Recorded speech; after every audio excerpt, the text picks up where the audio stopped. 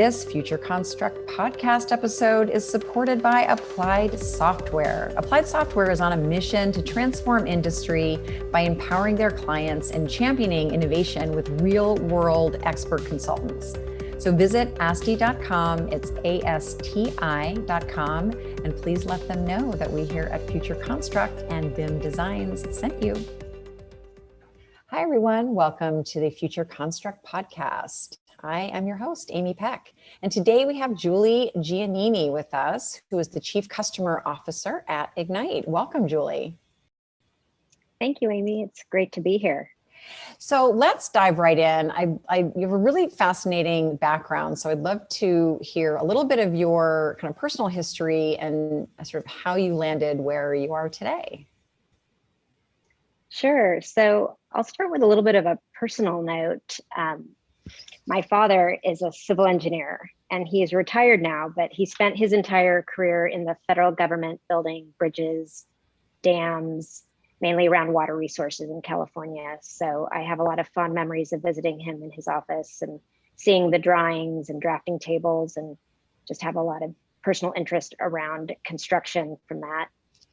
And as well, I also really enjoy home remodels. So I realize it's not quite the same as building a bridge, but I'm empathetic to things like rework and cost overruns. And so I'm passionate about this space in general. I'll tell you a little bit about my work background. I started my career at Arthur Andersen in accounting, which is a bit unique. And I think it gives me a different perspective in my role as a Chief Customer Officer in terms of kind of top and bottom line for our business and our customers.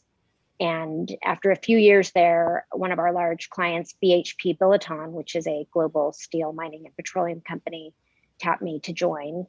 And I started out in accounting, and I moved over to sales and marketing, which I loved. And it was 1998, and my accounting boss tapped me and said, "We're a little bit worried about December 31st, 1999, we're worried that our systems are going to go down, and we've decided to implement an SAP financial software system, and would love for you to join up with the Pricewaterhouse team and get this implemented." And I thought, that's an interesting problem to solve. So spent about a year doing that. And after that point, Oracle tapped me to kind of bring that knowledge over. And I've been in tech ever since. That was about 20 years ago. That's fascinating. So talk a little bit about, Egnyte and you're solving kind of myriad business problems. So if you can share a little bit about what Egnyte does and your role there.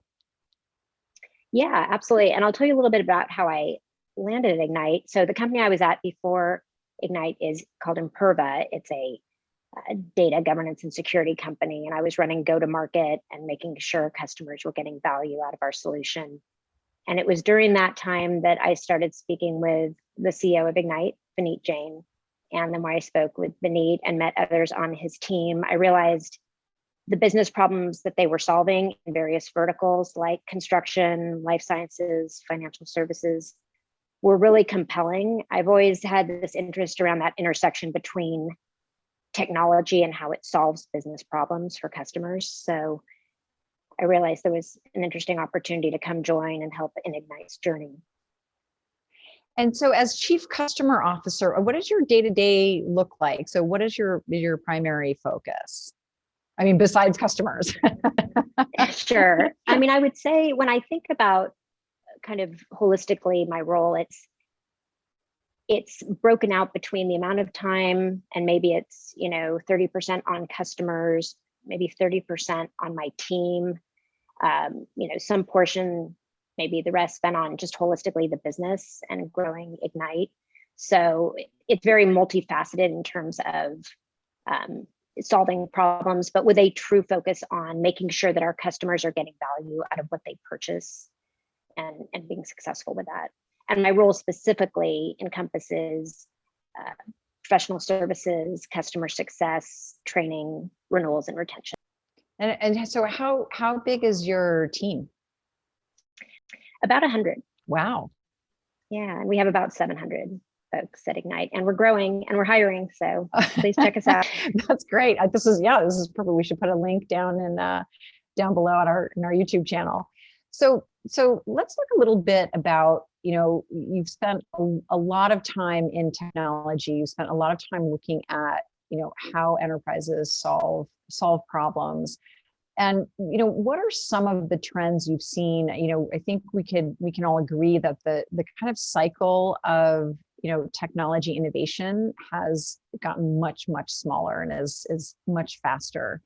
And so what are some of the trends that you're seeing moving forward, or even things that are just exciting you in the business? Absolutely. I would say there's a few things that come to mind. Governance being a huge one, a little bit from my background, but very timely as well with, as we saw in the news just last week, the Colonial Pipeline, that ransomware attack. It's something that's affecting all companies and so many of our customers. And especially in the construction arena, it's a $12 trillion industry. And while the margins may be slim, the revenues are huge at these companies and they're doing massive projects. And so bad actors are targeting these companies. And it's something that, that we're really passionate about building into our product at Egnyte. And I think it's very timely across all industries. Also seeing a really interesting trend with VR in terms of that acceleration of how VR is making so many things easier, whether it's allowing general contractors and folks to envision what their build outs are going to look like. I think that must help with a lot of the rework that happened in the past and just give folks an amazing vision into the future. And then I would say the final one that I think about is artificial intelligence and machine learning. It's something that is relevant, again, to so many industries and so many technologies. It's something that we're also building in at Egnyte to some of our offerings like Smart Cash, which is something that's really been adopted by the construction industry. And so, talking about artificial intelligence, how are you kind of leveraging AI, even in your own product line? Yeah, absolutely. So as I briefly touched on, Smart Cash is an interesting solution that we have out in the market. It's resonating with a lot of our construction customers. And as the name implies, it's got this smart component to it. So it basically leverages AI and machine learning to essentially anticipate what the users want to share and essentially upload. And so when you think about, in many industries, especially construction, bandwidth is limited and it's difficult and challenging to upload these large files, up and down the pipe. And so essentially Smart Cache with AI overlay allows us to say, well, let's just upload the changes so that we can get that data up there without taking all that bandwidth. And our customers are telling us they're seeing savings on the bandwidth side of 70 to 80%, which is pretty compelling. Oh, that's tremendous. And then so there's some other practical use cases for Smart Cache, even outside of the construction industry, because you serve a number of different industries. We absolutely do. Yeah, I mean, we're making a big push into life sciences. That area is growing by leaps and bounds. Financial services. There's a really great number of use cases with media and entertainment and so forth. So construction's actually our biggest customer base and our biggest revenue generator, and we have about 3,000 customers there. So yeah, exactly. I mean, Smart Cache can be used at job sites, but it can be used many places, anywhere. Yeah. This episode of the Future Construct podcast is supported by the amazing team at Applied Software. They have solutions for any modern project. Applied Software is on a mission to transform industry by empowering their clients and being the champions of innovation with their real-world expert consultants. They have a comprehensive suite of solutions for AEC, MEP, and manufacturing, and they have a singular focus to help you achieve higher performance. They have software, training, support, consulting, and custom development. Applied Software has you absolutely covered for all of your workflow needs. And BIM Designs is proud to be a client and partner of Applied Software. So visit ASTI.com, that is ASTI.com, and please let them know that Future Construct and BIM Designs sent you. And so, kind of going back to the overarching question of some of the technologies that are coming through. And, I think I found it interesting with our different guests, talking about, certain aspects of the construction industry that have really been, very kind of open to accepting new technologies and new workflows. And then others there's still this sort of very arcane way of doing things. And, ne'er the twain shall meet, although I guess as in general, the industry is changing. But where do you see maybe some of the easier ways that companies can kind of bring in technology, especially to maybe a workforce that might be a little more reticent to be accepting of new technologies and new workflows? Yeah, I mean, I think it's really just a matter of being open-minded and giving it a try, right? I think every business, every company is thinking about margins and how they maximize revenue, how they spend less, how they have less rework, less cost overruns. And I've just got to think that while it's tempting to kind of do business as maybe a company has, when you realize how these technologies can come in and really bring that time to value and shorten that and really have operational efficiencies, I think it's super compelling. So that's where it's interesting, because Egnyte, our sweet spot is really kind of in that commercial and even SMB space. So while we have massive customers, spending hundreds of thousands and more with us a year, we even have customers spending a few thousand a year. So just from that perspective, if I were a construction company or real estate company that was maybe reticent, as you said, I would at least be open-minded to giving it a try to see, is there a great ROI? I mean, in theory, that's why tech companies exist. So yeah, I think you just got to give it a go. And I'm glad you mentioned that, because I think that a lot of companies look at, kind of ERPs or commercial software and SaaS products and things. Well, that's just kind of out of the realm of possibility for us. But it sounds like you can serve, smaller companies, and that they will see tremendous ROI. And so how do you reach those smaller companies, right? I mean, the big ones, they're all out there. We all know who they are, but how are you reaching the smaller companies? Are they finding you? Yeah, it's a combination. I mean, I think what we've benefited from at Egnyte are all the great marketing offerings that are out there, whether it's outreach or various ways that we can do lead gen that's maybe on the cutting edge. And then of course there's, whether it's event like this, trade shows, which are now virtual, right? Customer events, a lot of prospecting that we do. It helps us, it's both outbound and inbound. So it's very much both sides. Some of it's, salespeople prospecting, word of mouth, I would say that's a lot of it. And a final interesting way we've found new business is as people at certain customers move within the industry, they then say, hey, we want to bring Egnyte in. So that's a lot of fun. Oh, that's great. That's great. I think that's a testament to your services and certainly to how you treat your customers. Thank you. Yeah, we hope so. So let's go back to, I have to go back to virtual reality, because that's one of the things that I personally focus on. And, do you have, any experience either with some of your customers who are leveraging VR, or are there, is there going to be a chance that some of the work that you do and some of your offerings will be integrated into either virtual or augmented reality solutions? Because I think we're seeing both kind of enter the AEC space. Yeah, absolutely. I mean, I think with the progress that we've all seen in VR, something that Egnyte has kept top of mind are integrations that we do with companies like Procore in particular, Autodesk as well. And so that's a great way to bring that virtual reality piece and line it up with what customers are also doing with some of their other vendors. And so we're making a big push with our partner ecosystem, especially around that. And then does that sort of lead into smart buildings and then into smart cities and kind of leveraging IoT data? I mean, I'm just trying to weave a story of really how some of these technologies are going to combine for really how we do business and even how we live tomorrow. Yeah, well, I think what we're seeing where there's an interesting intersection for us is VR along with VDC, that virtual design piece.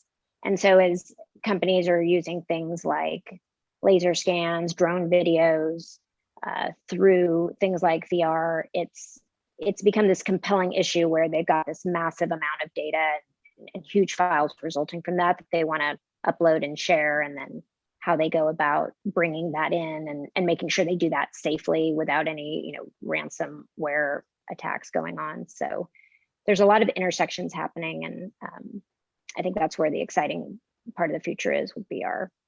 And are there some ways that companies can be thinking about mitigating some of these risks? I mean, you did bring up the pipeline. I mean, that is certainly pretty frightening, and a lot of dissension amongst those saying, you can't pay the ransom, but then what's the alternative? And so what are some of the ways that your customers are sort of mitigating that risk and even just thinking about it? Are they concerned on a day-to-day basis, or does it seem like something that happens to other companies?